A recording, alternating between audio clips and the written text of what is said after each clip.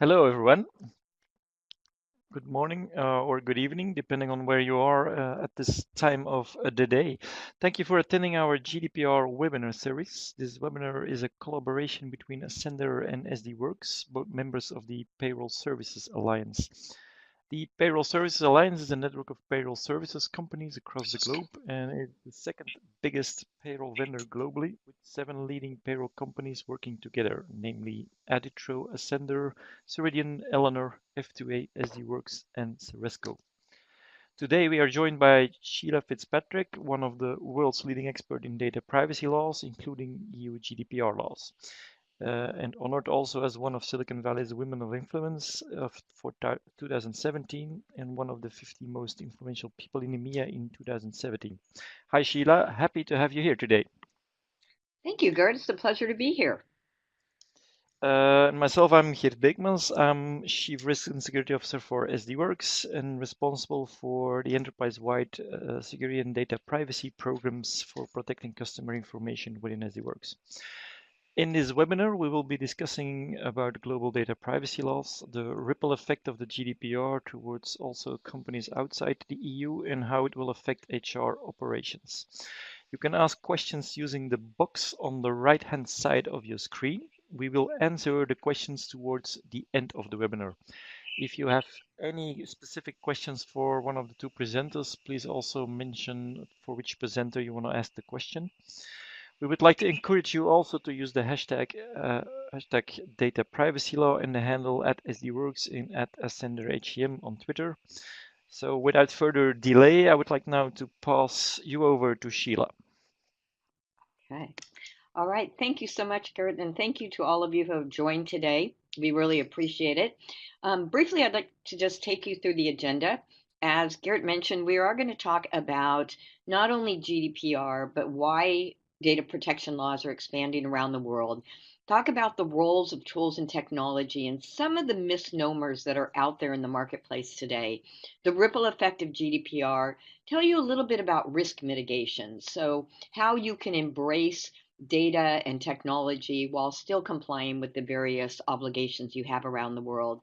How GDPR affects specifically HR operations in non-US based companies, and Gert will take you through that. And then some practical real life scenarios that I think many of you can relate to. And then talk a little bit more about the Payroll Alliance, and then I'll come back in and talk about some key takeaways. So, to start, why are we seeing an expansion in data privacy laws around the world?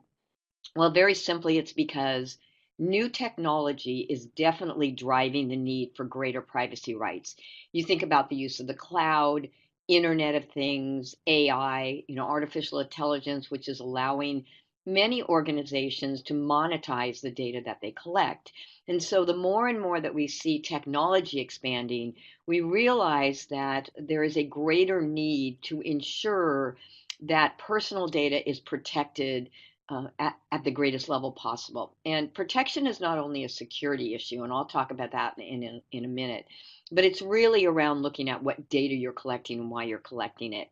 We're also seeing a lot of very prominent companies that have been infringing on privacy rights.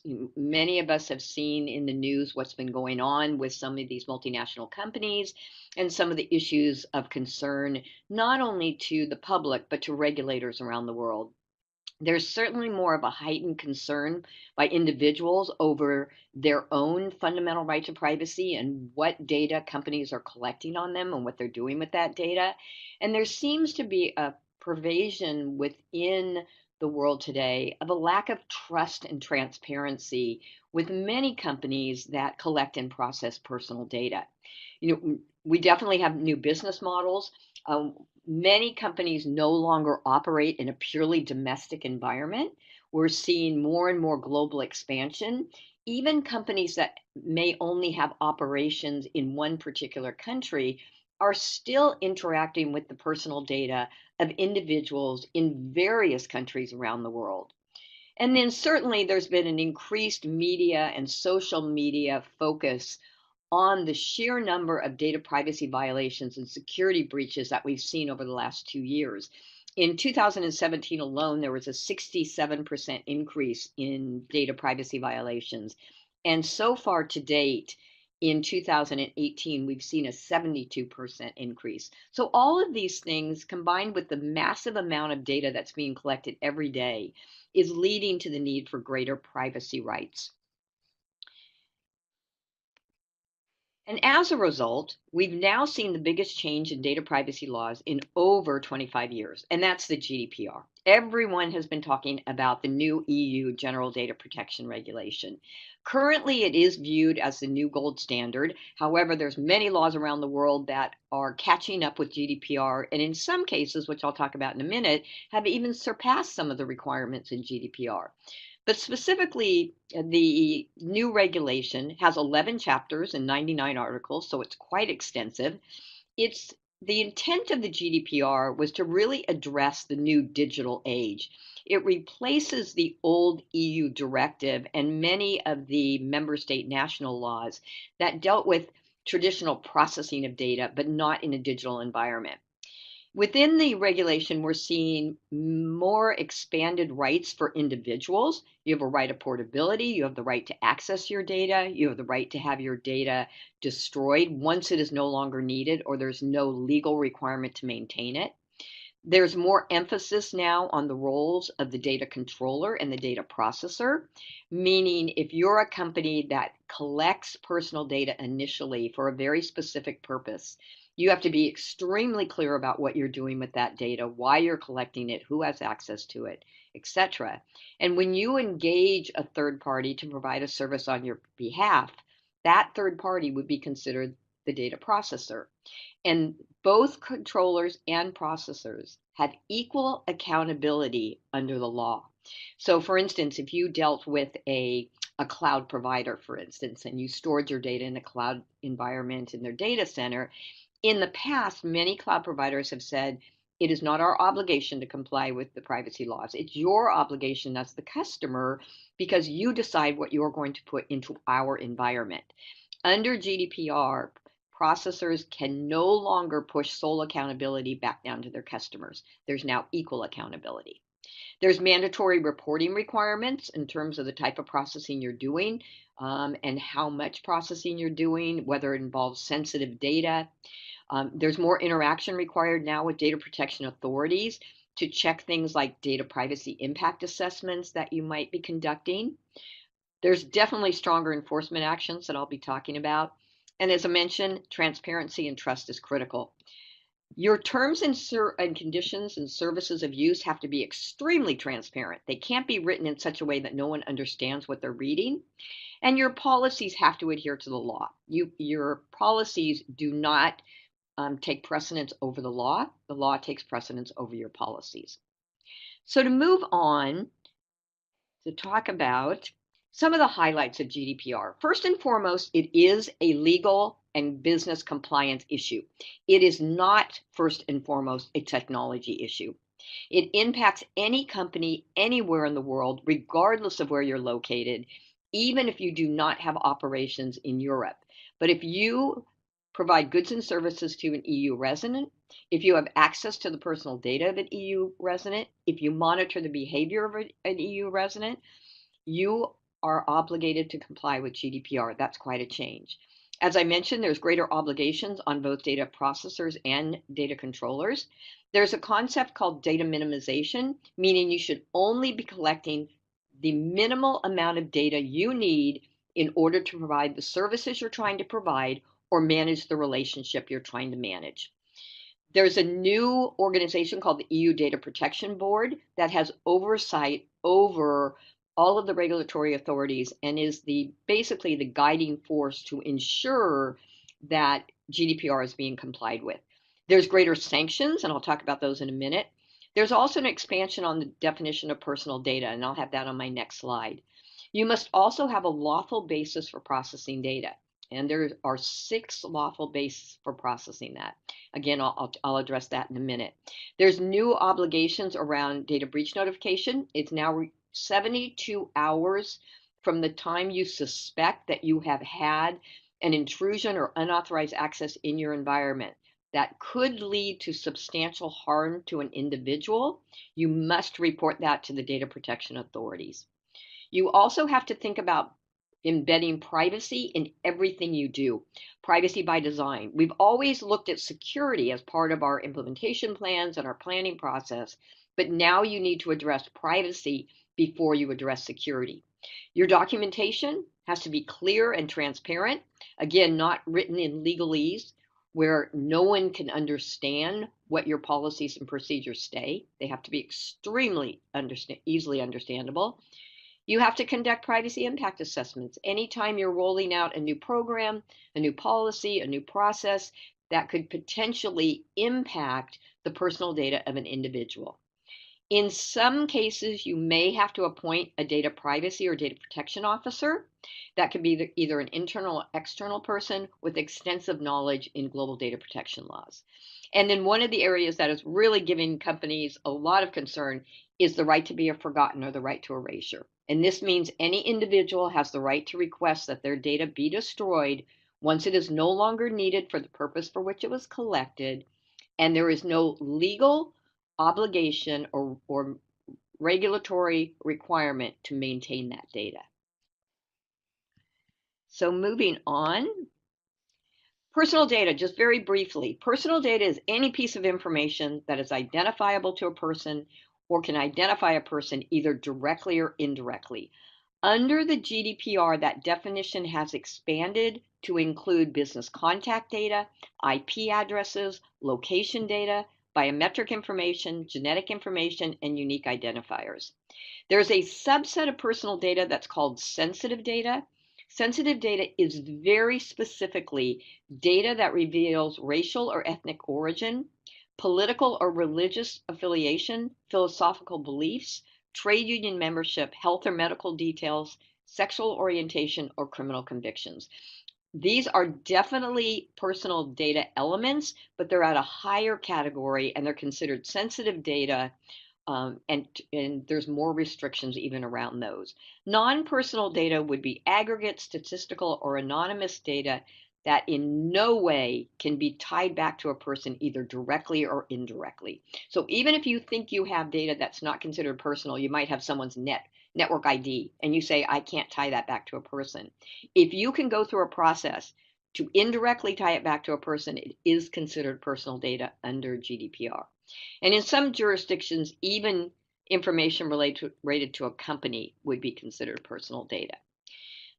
I mentioned there's 6 lawful bases for processing. One is consent. If you rely on consent, it must be explicit and freely given.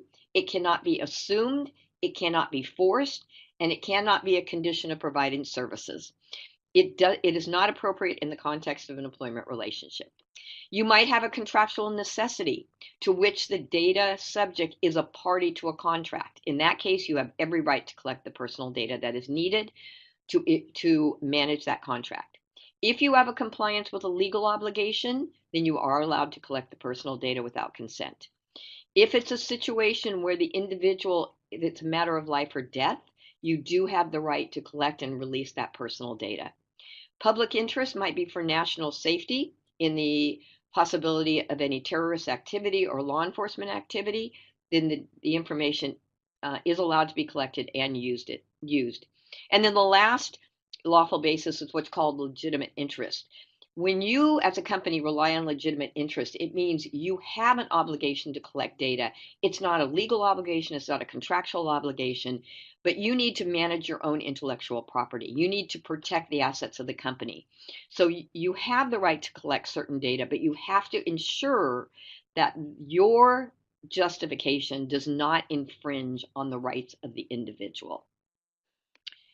Sanctions for noncompliance, if you're found to be in blatant, and that's where you just blatantly choose not to comply, the penalties can be quite substantial. It can be 10 million euro or 2% of your global gross turnover, whichever is higher, for violations of any record-keeping activities, a security breach, or the lack of complying with your privacy impact assessment obligations.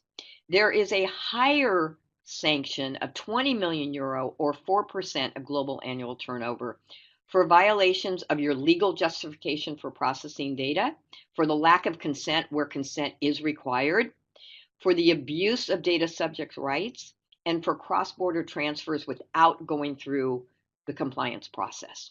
You could have reputational damage, you can lose contracts, and you could even have restrictions on websites in country if you do not comply.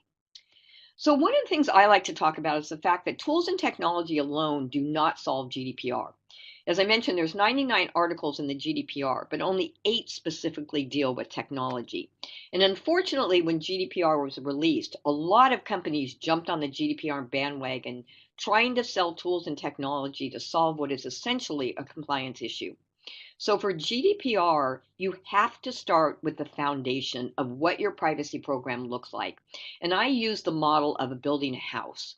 You would never build a house by starting with the attic or the roof. You would always start with the blueprint, and you would always start with the ground floor. And that's building your compliance program from start to finish. It's what is your program based on? What do your policies and procedures look like? What are your contractual agreements that you have in place? What is your legitimate interest for processing that data? How have you defined your legal basis? What do your data privacy notifications look like? So you have to get the infrastructure in place first before you start going out and investing in tools and technology. Because again, you don't want to put the roof on the house before you have built the foundation. And one of the things that drives me crazy, absolutely crazy, is when I talk to companies and they say, we have world-class security, therefore we're compliant with privacy laws. And that is absolutely not the case. You can have the best security in the world and still not be compliant, because data security is not data privacy. If you think about a bicycle wheel, data privacy is the wheel. It is the full life cycle of that personal data you collect from the time you collect it to the time you destroy it. It's all of the legal and regulatory requirements that define what you can have, what you can do with it, who can access it, whether or not it can cross borders, how long you can maintain it, etc. One spoke on that bicycle wheel is security. It's an extremely important spoke because it is the fortress that protects that data from unauthorized access and use. But again, if all you're doing is looking at security and you're not looking at the foundation of privacy and what you've collected and why you've collected it, then the best security in the world is not going to help you, because what you're doing is basically locking down data you're not legally allowed to have to begin with. So you must address your legal privacy impact assessments and your right to that data before you start looking at security. And it drives me crazy when I try to work with vendors that, when you ask them a privacy question, they start throwing ISO certifications or SOC certifications at you that are incredibly important certifications. But again, they don't address privacy. So you address privacy first, and then you address security. So moving on, the ripple effect of GDPR. As I mentioned, many companies jumped on the bandwagon as soon as GDPR came out. It was like it was Y2K all over again. And there was an influx of marketing collateral, there was webinars and workshops, and the information was very overwhelming and confusing to a lot of companies and a lot of individuals. So-called experts, were out there selling tools and technologies and services without having any background in privacy whatsoever. And it became very frustrating, unfortunately, for companies. And they didn't know, it almost paralyzed the environment.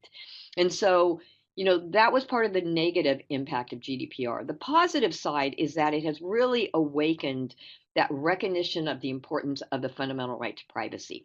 It does require, in many cases, a new data protection officer, which is a very rare expertise to have. And that was another area where companies, all of a sudden, CIOs and CISOs around the world were becoming data protection officers, which is a direct conflict of interest. You can't be the DPO and be in the CISO or CIO role. They're partners and closely aligned, but it cannot be the same role. And then importantly, GDPR has definitely influenced laws around the world. So if you think about ANZ, particularly in Australia and New Zealand, they're trying to attract a lot of European business. And so we're seeing enhancements in the laws in Australia, not only at the Commonwealth level, but certainly at the state level as well. We saw the new breach notification scheme that went into effect in February. New Zealand is in the process of enhancing their Data Privacy Act because currently under the EU, the old EU directive, New Zealand has an adequacy rating. They need to enhance their laws to maintain that adequacy rating. Even in EMEA, we're seeing a lot of changes. So although GDPR, the intent was to harmonize the laws in all of the member states, we are certainly seeing many of the member states implement GDPR at a much more restrictive level. Germany, for instance, the Netherlands, Spain, Italy have adopted even more requirements over the GDPR. There's concerns around Brexit, what's going to happen if the UK leaves the EU, given the fact that the UK Data Protection Act does not meet the requirements under GDPR. We're seeing an impact within the Middle East, especially in Qatari, Saudi, and UAE, that are heavily dependent on business from Europe. So again, a lot of ripple effect. Asia happens to be the fastest growing region in the world right now with the implementation of privacy laws. Certainly in China, Japan, and Japan actually is in the process of acquiring their adequacy rating under the EU. Their new law directly mirrors GDPR. Hong Kong has always had a very restrictive ordinance. They're also enhancing their laws. And you can see some of the other ones there that are definitely in the process of enhancing their laws to meet the requirements and in some cases exceed the requirements under GDPR. And then we have the Americas. The US has the least restrictive privacy laws in the world, so you would never use the US as your model. But Latin America is the second fastest growing region. We're seeing laws in Brazil and Chile and Colombia, Costa Rica, Panama, Mexico that are directly mirroring GDPR as well.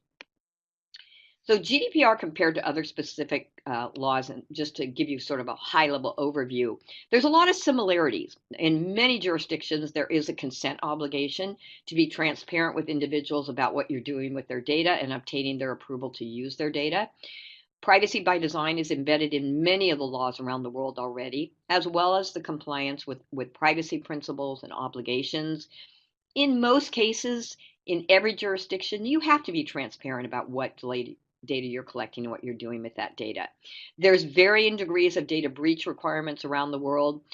There are, in many jurisdictions, there are requirements around a data protection officer. So not only in Europe, but in Canada, in Japan, in Singapore, in Philippines, there are requirements around a DPO. Access to and correction of personal data exists in 15 laws around the world, so that's not a new concept either. Right to be forgotten exists in 10 countries around the world. And responsibility for vetting third-party suppliers exists in most jurisdictions, with the exception of the US and a few others. Some of the substantial differences, though, with GDPR compared to the rest of the world is the extraterritorial nature of GDPR, given the fact that it applies anywhere in the world, regardless of where you operate. It includes the processing of all personal data. Many privacy laws around the world exclude employee data, whereas GDPR absolutely does not. There's a shorter time frame for breach notification, 72 hours under the GDPR. Under GDPR, opt-out is the default. Every individual is opted out of having their data collected and used through automated processing. In most jurisdictions, it's an opt-in until you explicitly opt out. You have to have well-defined privacy notices as opposed to sort of quasi-prescribed notices. Again, I talked about the expanded rights of individuals, right of access, right of correction, right to erasure, right to portability. GDPR applies no matter if you're public or private sector. It is not limited to one or the other. It does restrict in many ways overseas transfers of data unless you go through that very restrictive compliance process. And definitely there's more aggressive enforcement and sanction. So some of the risk mitigation, be transparent. Make sure you build your privacy foundation before you start looking at tools and technology. Understand that fundamental difference between privacy and security. Understand what data your business needs in order to run the business. You need data to run your business. GDPR is not here to stop you from using data by any means, but identify what you need, what you're collecting, what you're doing with it, and minimize that collection. Always identify and understand the location and flow of that data, including the backup and replication of that data. Just putting data in a data center located in one jurisdiction does not mean you've met your obligations under GDPR or any privacy law. Vet your third parties and your partners to make sure that they can comply with their privacy obligations, and take privacy seriously. We take security seriously. Why aren't we taking privacy seriously?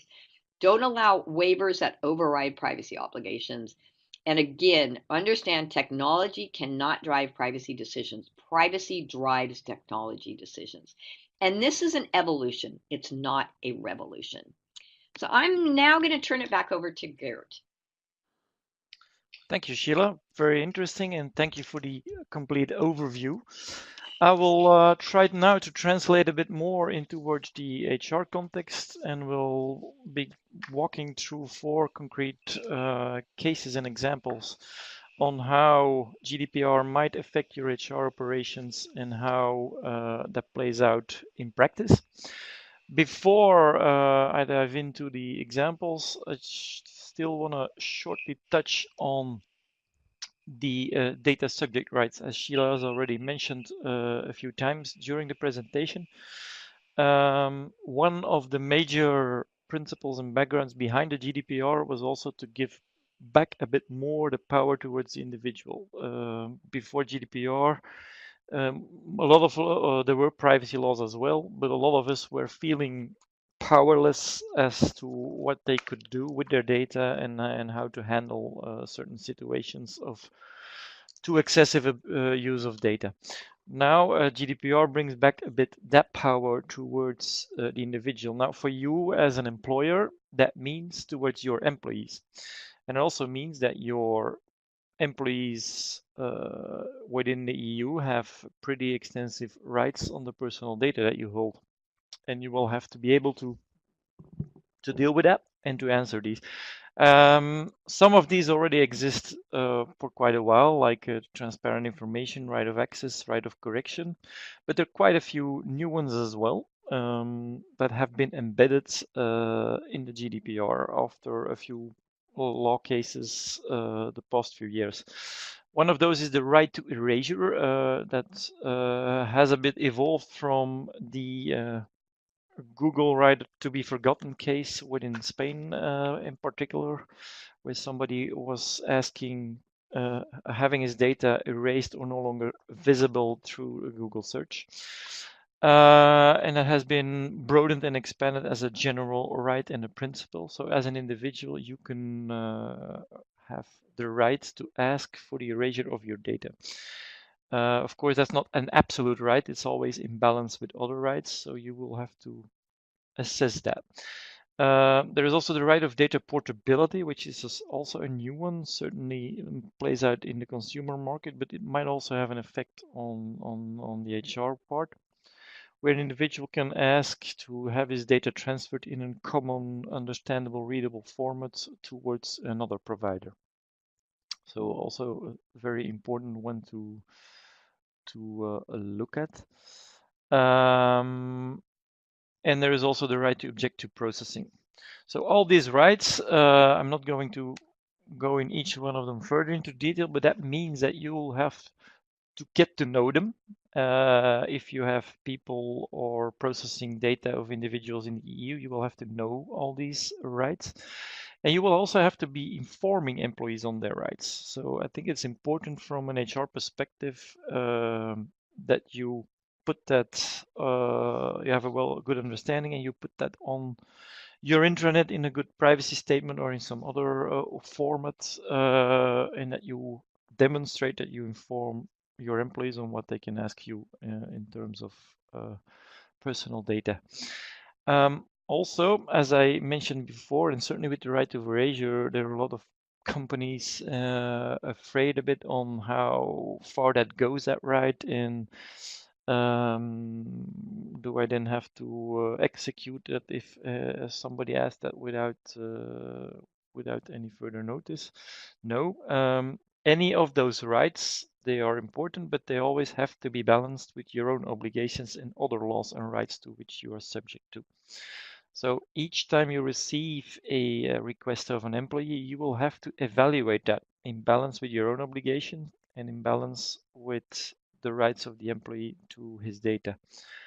And that's an important one because that means that you have to have a strong foundation and structure in place, and you have the knowledge in place to evaluate such requests. So you're not going to solve that with tooling, as Sheila explained. You need to be very much aware of the context in which you collect your data of your own privacy statements and to be able to evaluate each of those requests within that framework of your own policies and statements. And there is the obligation also to respond within 30 days. That still might seem quite a bit of time, but in some cases it can quickly move towards the end of the 30 days. Certainly, if you have to involve your partners, business partners, in getting information out and reacting to a request. All that said and done, also that means that your partners also have an important role to play. If you use subcontractors and partners that process data for you, such as, for example, your payroll provider, it means that they will also have to be able to answer those requests in a streamlined way together with you as an employer. So make sure that you are able, through the HR software you use, through the payroll software you use, and through the partners you use, you are able to answer those requests in a streamlined way, and that you take a look at that one. Now, let's go to in some real life cases which you might come across. The first one, which we often see, is in global companies that have HR service center or have centralized certain HR services within HR service centers, sometimes outside EU. That means that you will likely be processing, if you have EU employees, data of EU individuals outside EU, and there are quite a few consequences to that. So let's say that you, for example, have an HR service center in Singapore and are delivering your HR services also to a number of your EMEA offices within Europe. What should you then take into account? Well, at first, together with the rights of the individuals, you should be transparently communicate to all your EU employees on where you hold their data, where you're hosting the data, but also where you are processing the data, in which locations, in this case, your Singapore HR service center. I would strongly advise to also take that up on into an HR privacy notice or statement, or you can go as far as to put that in certain clauses in the employment contract or in other places, but just make sure you have clearly informed and communicated that one to employees on a transparent level. Transparency is one of the big principles overall, also on this level. And secondly, you're doing data transfers of EU individuals, their data outside EU jurisdiction probably. So that means that you need to have in place an appropriate legal transfer mechanism. Sheila also referred to limitations on data transfers, which is certainly here the case. So you need to make sure that if you transfer to an geography that has not been recognized as adequate by the EU, that you put in place other strong measures or that compensate for that one and that ensure that you can guarantee compliance with EU data privacy laws. That means that can be the European Commission model clauses, which are still often used.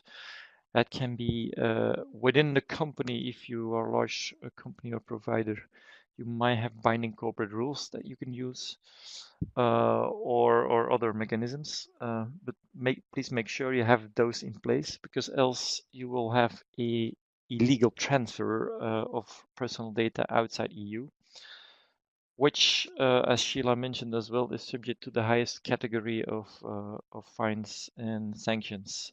So it's not something to be underestimated.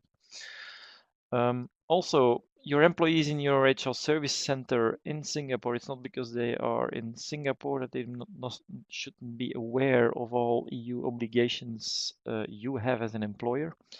So make sure you train them in that they understand the rights that your employees within the EU have on their data and which type of requests they can make and how they should handle those requests, how they should record those, which procedures they should follow in case they receive such a request, so that you are able to always answer within due time and correctly. And a last one, also strongly recommended, is certainly to review data breach procedures. You have a lot of countries with specific data breach reporting requirements and breach procedures. But please make sure and be aware that there is only 72 hours to report normally under GDPR. So that goes quickly. The clock is ticking then, and you need to be very much aware that you have to react and respond immediately and have strong procedures in place to react that quickly to a breach. So that means also within your HR service center outside EU that there must be a clear connection towards the data breach processes and procedures within your company. That's the first one. Secondly, a typical example of a data breach that might occur. It's a real life case here.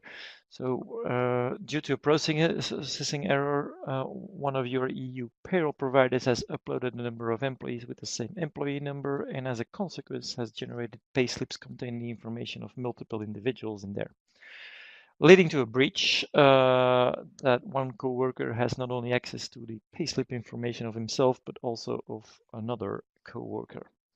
What to do in this case? Now, first of all, it speaks for itself, but inform your data protection officer or data privacy officer. I still often see that is not right away done, and it means that the whole formal procedure to follow up on that then is triggered too late sometimes. And secondly, make sure you contact your payroll provider directly as well. If he's not aware yet, do not assume he knows or is aware. You might be contacted by your own employees in this case that says, hey, I had access to a payslip with information of not myself only. So make sure you immediately relay that towards your payroll provider and request a full impact assessment and incident report. And a full impact assessment and incident report means that you will have at least to request the information that you need to meet your own obligations and to assess the impact of the incident yourself. Like which categories of personal data were breached, in this case, the information on the payslip, which individuals were affected. That's very important and not always easy to tell in the first stage of a breach. Takes often quite a while to get that out of the system, and then the main question is still, do we have sufficient audit logging on who was involved there? Also, it's not because the payslips were potentially available to a number of individuals that they all accessed them. So there also audit logging might help you to further limit the impact of a breach to see who has effectively accessed his payslip and who doesn't. And then what measures does your payroll provider and yourself still plan to take, and have they been taken to mitigate the impact of the breach?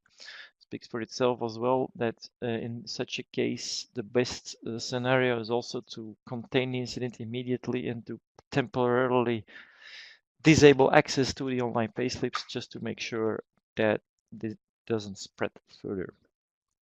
And then the last step, but the most important one for you, is to assess yourself the risks on the rights and freedoms of the affected individuals and take a decision on if you must notify a data protection authority and, in some cases, also the affected individuals within the 72-hour period. You are the data controller for your data. Your data processor has the obligation to assist you and to help you handling the breach, but the final call to notify data protection authority of a breach or the affected individuals is with you as the employer and as the data controller. So it's your judgment call and your assessment that you will need to be making. Without any strong framework and without a good procedure, it will be really difficult to do so. Then a third example, more in towards the data subject rights, just to illustrate the process there. You have a person that was dismissed and she requests from you a copy of certain documents that contain her personal data. It can be anything of personal data.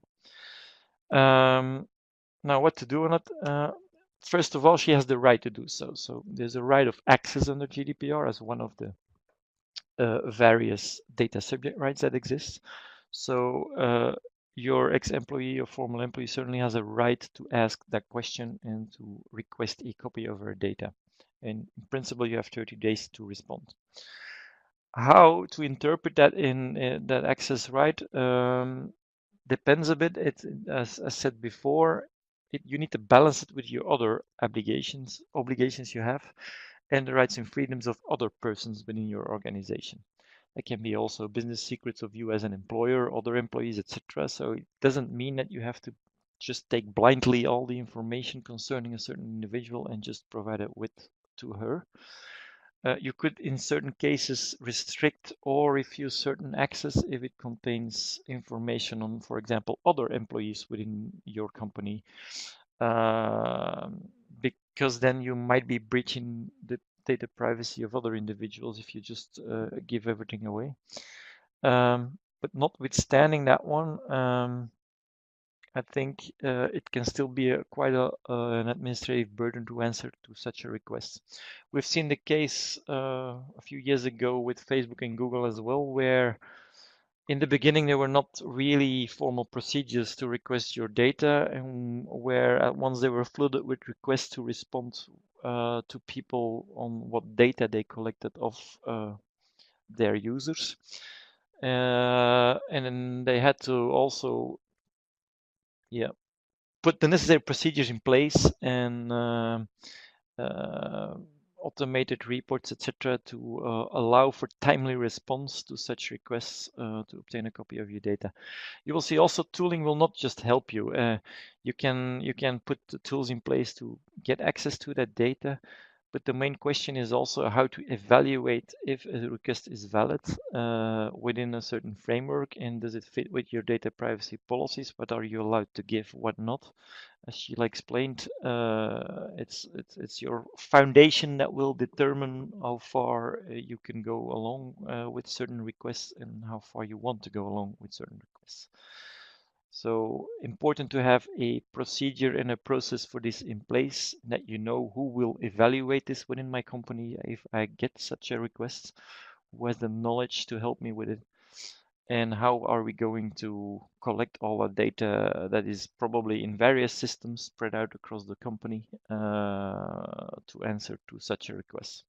Not all an easy one by definition. And then the last example that I want to touch was on international payroll. If you're working with various local service providers, and typically payroll is very country specific, certainly also in the EU, because every country has its own social and fiscal regulations to which you have to comply with. So how to make sure that you are compliant across all these countries if you have offices in multiple countries? Well, I think the first thing is make sure that you're contractually with every provider you work with are okay, that you have a clear data processing agreement that is fully GDPR compliant, and that you have made the necessary arrangements with each of these suppliers in a contractual format. That's already the first one. It will already be a struggle if you have quite a few of them. Then assess also the compliance of your partners. You are responsible as a controller or as an employer for the partners you work with. You cannot just delegate everything. Of course, the partners also have accountability for the data they are processing. You cannot just rely on that one only from the base of a contract. You should also verify their compliance and make sure that you manage your partners and that you have a process for managing your partners, your HR partners. So it would not be a bad idea to also have an assessment questionnaire and to assess the most critical partners you work with on if they're not only compliant on paper, that's the contract, but also comply with what you have agreed to contractually in practice.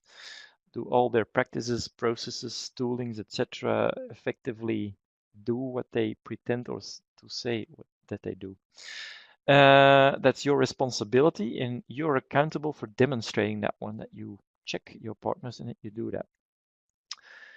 And lastly, you could also evaluate, of course, if you can further centralize the payroll processing with more limited number of partners to further reduce your risk on that level. The less partners you have, the less partners you must manage also will inherently decrease the risk of non-compliance on all those levels. So it's also something to take into account and to be very careful in who you select for doing your payroll and HR processes across the continent there. So these were the 4 examples and cases I've mentioned here now. How do we do that in the Payroll Services Alliance? Just still the last 5 minutes touching on that one. So the Payroll Services Alliance is a trusted network of payroll services partners, and we have defined a common data privacy framework and a data processing agreement that ensures compliance with GDPR between all partners in the alliance. So each partner has signed up to that framework, and we try to fully align our customer contracts with the data exchanges between the different partners. So that means you already have a good contractual strong foundation on that level that with whichever partner you work with, if there is EU data or privacy specific laws or requirements applicable, that there is a contractual framework that covers for that one. Each of the partners has also taken privacy protection seriously, and we have built together then a strong privacy foundation based on that contractual framework, but further expanded that one to ensure that any data processed and transferred between all the partners remains compliant with the data protection laws. And of course, there is also a team of security and privacy specialists on both sides with all partners working together to make sure that we keep that up to date and that we keep ensuring you that across the whole partner network we remain compliant with GDPR. And on that level, that privacy foundation is basically based on a few elements that within the PSA we try to use, is that is understanding which data is collected, where it is stored, and for which purposes we process your data. And that's an important one. We have also add that to a standard contractual framework. Then also keeping the data collected to the minimum that is required and not just collect any type of data that we think is needed. The contractual part, as already mentioned, and also a very important aspects, our payroll personnel and our HR workforce is trained and also educated on the importance of privacy protection. They have received trainings and they know the importance of complying with all those obligations when serving customers on that level. And then the last aspect is the third party and partner management program, where we, due to this partnership agreement and the arrangements in place, we ensure the compliance of each partner within the alliance with the necessary data privacy controls. So the Payroll Services Alliance on that level gives you the necessary guarantees that if you are working with a partner within the alliance, that we ensure compliance within the alliance with GDPR and the data privacy laws in the world. Sheila, I think I rounded up now for this one. Can you still summarize a bit the key takeaways of this seminar and what we discussed today? Absolutely. Thanks, Gert. That was great. Actually, I think I skipped a slide. There we go. Just to follow up with Gert was saying, I can tell you specifically, I've been working with Ascender for a while, and Ascender has absolutely embraced the importance of compliance with every applicable data protection law, obviously using GDPR as a model, and certainly working in close coordination with SD Worx, has really embraced it. And I've been extremely impressed by the organization, especially an Australian-based organization that is totally and completely committed to these obligations. And it, someone who's been involved in privacy for 40 years, like I have, way before anyone ever cared about it, it really it makes me it impresses me quite greatly that companies do adopt these privacy foundations.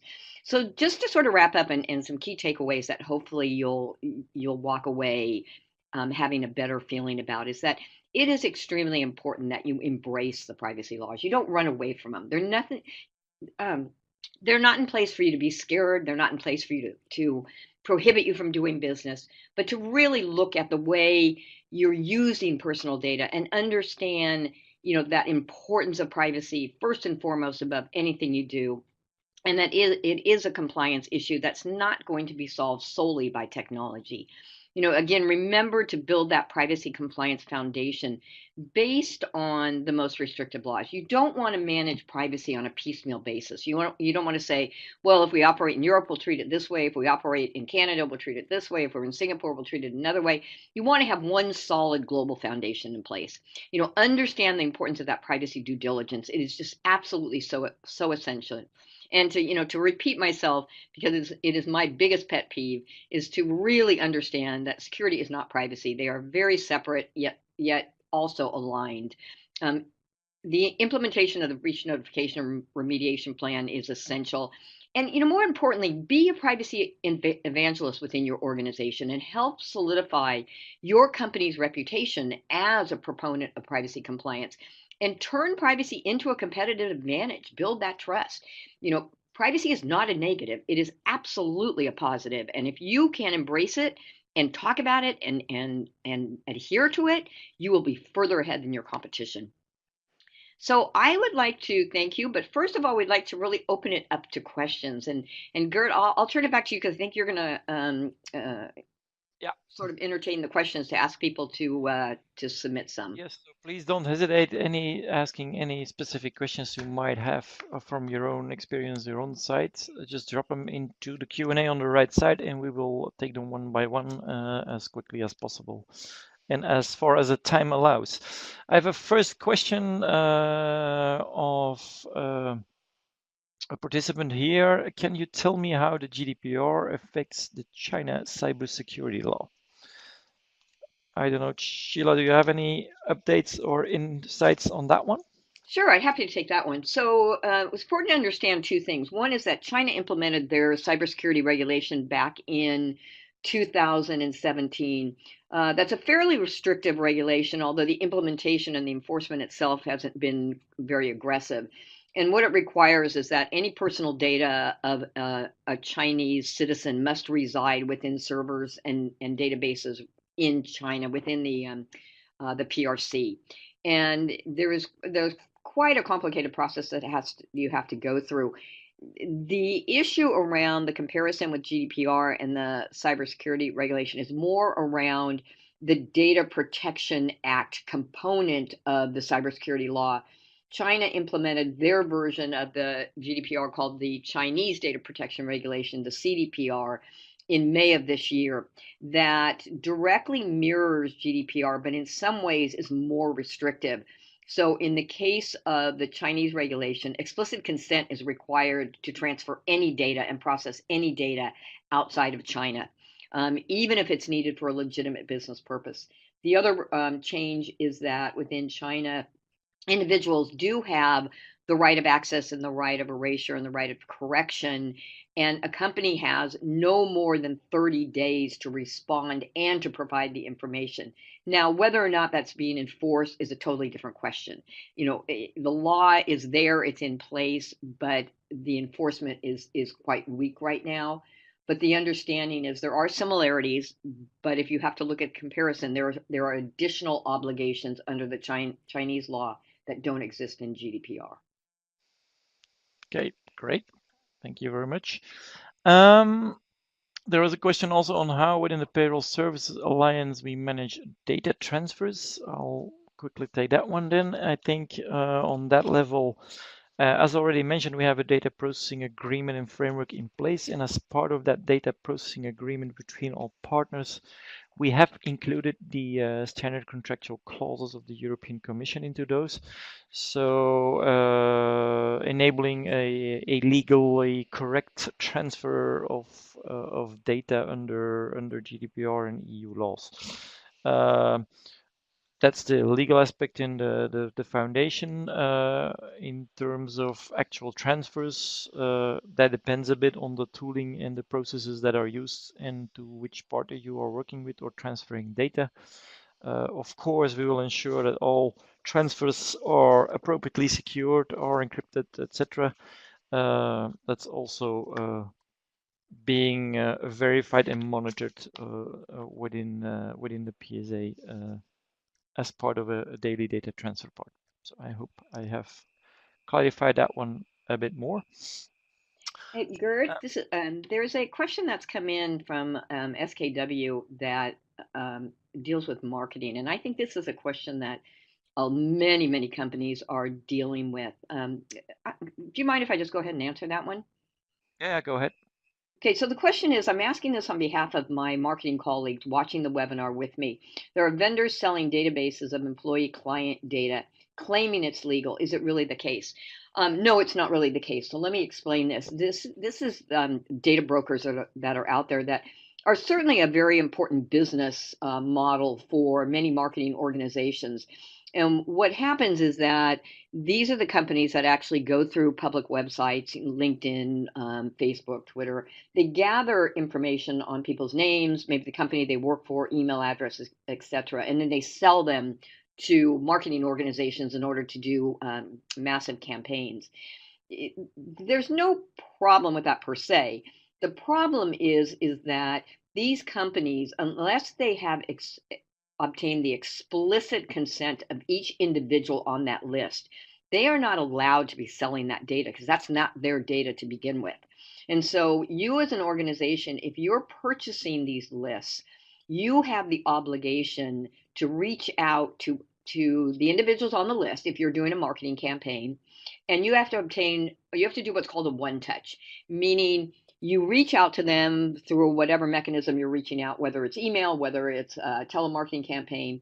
You have to be very transparent about where you obtain their information. So through this third-party broker, why it is you're contacting them, what you want to inform them, what kind of communication you want, whether it's to talk about services, products, events, etc. You have the obligation to obtain their explicit consent to continue to communicate with them. So it's a one touch. You reach out one time with a very clear and transparent message asking for their consent to continue to market to them. If you do not get their consent, the default is they have opted out. The only way you can continue to market to them is if they have explicitly opted in. So don't ever rely on the third-party broker that you bought the list from claiming that this is illegal and you're able to use that data. You have the obligation to validate that consent has been achieved. Okay, fantastic. I'm going to take one last question and then we round off. What is the data retention policy under the GDPR? Basically, GDPR says that you can only retain data for as long as it still fits the purpose for which you collected it. So you need to make sure that you have a clear data retention policy, and for HR data, that typically is defined by your own needs, as well as the social and fiscal regulations in all the various countries you are active in, that often determine minimal rules for data retention, but not often set maximum data retention limits. So it's up to you based on the minimal retention rules, on the usage of the data, why you need it for, to determine a maximal data retention policy. And that's pretty a complex exercise because you will have to take into account the social and fiscal regulation in each country you're active in and to assemble that one in an overall data retention policy for the employee data you hold that is consistent with your obligations and your framework there. So GDPR will not say basically exactly how long you should keep it. It just say that you can only keep it for as long as you need and require it. So you will have to, you're accountable yourself to define that one and to make sure you're able to explain why you need certain data that you hold for a certain period of time. I see still other questions popping up. We will try to answer those ones offline after the webinar because we have to close here and we have come to the end of our webinar today. If you have still further any questions, you can always also email to weareglobal@sdworx.com and we will try together with Ascender answer still those questions and requests you have. Thank you everybody for the listening, and thank you Sheila for the great insights and the participation in this webinar. The webinar will also be available for viewing using the link we will share through email, so you will still receive an email with the link and an update for that. And for more information regarding GDPR or how we can help you from the Ascender or SD Worx side or the Payroll Services Alliance, you can also always check our website www.payrollservicesalliance.com or ascenderhcm.com or sdworx.com websites. Thank you very much and bye-bye. Yep. Thank you. Bye-bye.